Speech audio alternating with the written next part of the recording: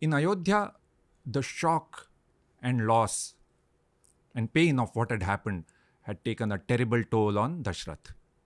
His health was failing. One evening, late at night, he told Kausalya, "Why am I surprised at this turn of events? It is all the result of my karma. Let me tell you a story that happened a long time back, before our marriage." And then Dashrath starts narrating this story. He says, "I was a young prince then. I was out hunting near the banks of Sarayu. In the thick forest, late at night. It was raining. I was waiting for some animal to come to the riverside, my bow armed. And then I heard a sound, a gurgling sound. I thought an elephant was drinking water.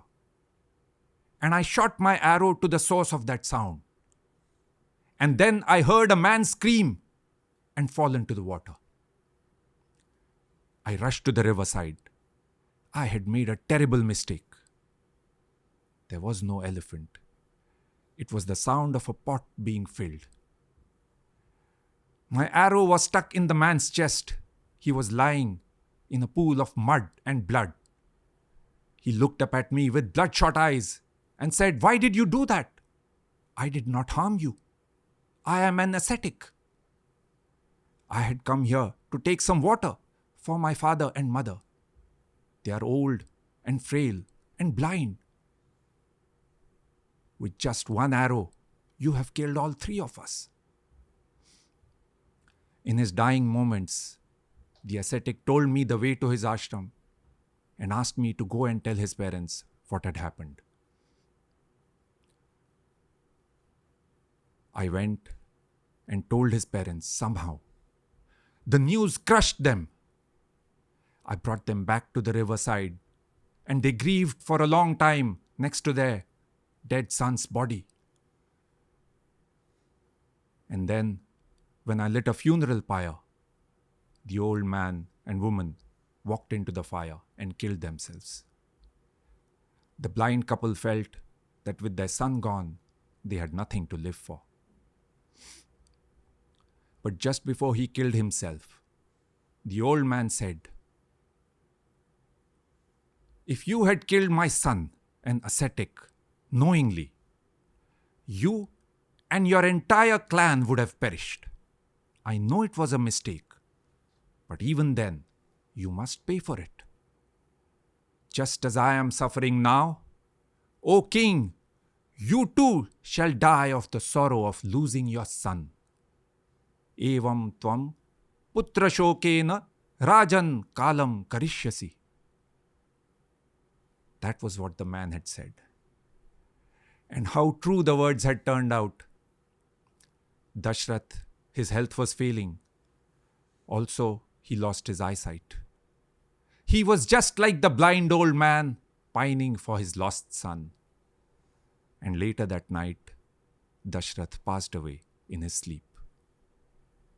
This is very soon after Shri Ram left. Just a few days. The pain and loss was too much for him. In later retellings, in this story, the ascetic's name is given as Shravan Kumar. You may have heard of that. But in the Valmiki Ramayana, that name is not mentioned. But there is something else about him and his family that is mentioned, which is very interesting.